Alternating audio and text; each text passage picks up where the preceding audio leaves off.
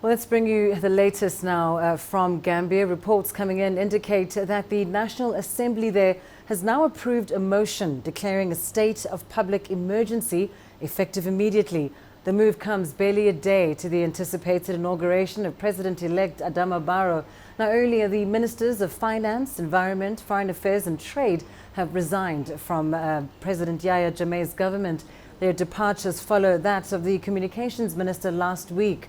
Jammeh's refusal to accept opposition leader Adama Barrow's election victory has thrown the West African country into crisis. Regional bloc ECOWAS is now considering a military intervention to force Jammeh to relinquish power. We're now also receiving reports that Nigeria has indeed deployed a warship to the Gambia. Let's try and bring you more details on this now. I'm joined from Lagos by CGTN's Deji Badmus. Deji, I hope you can hear me there, but we are hearing reports of a warship making its way to Gambia. Can you confirm this? This line is not good. Deji, just checking there if you can hear me. We are wanting just to get some confirmation on reports that Nigeria has deployed a warship to the Gambia.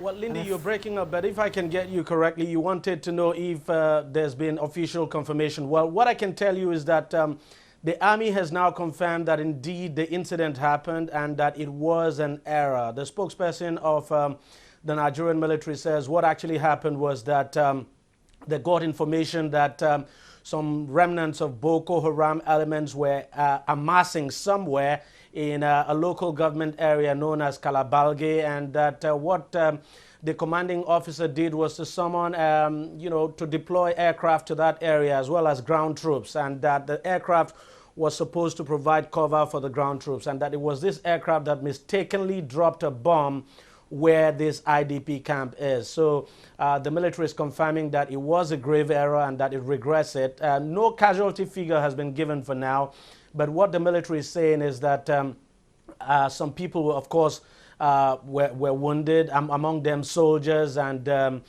some staff of Mission Sans Frontières as well as the International Red Cross.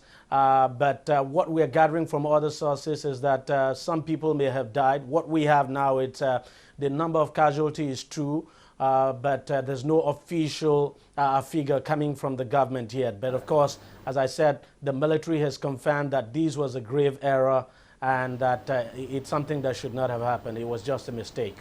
Deji, thank you very much for that update. And just in terms of our focus on the latest information coming out of Gambia, we are hearing reports that the Nigerian army has deployed a warship to Gambia. Can you confirm this?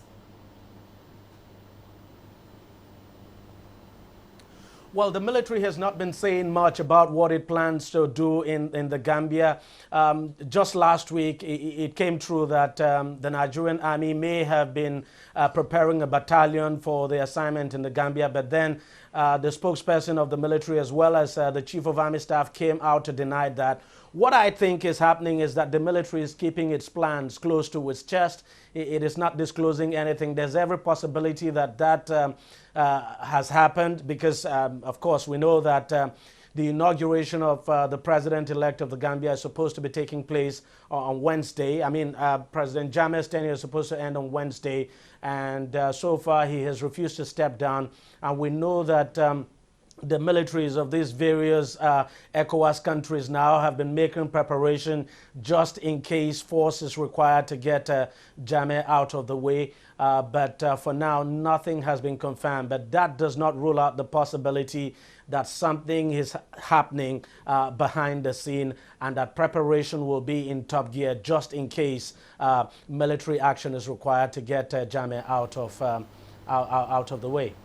All right. Thank you so much, Deji Badmus, for that update.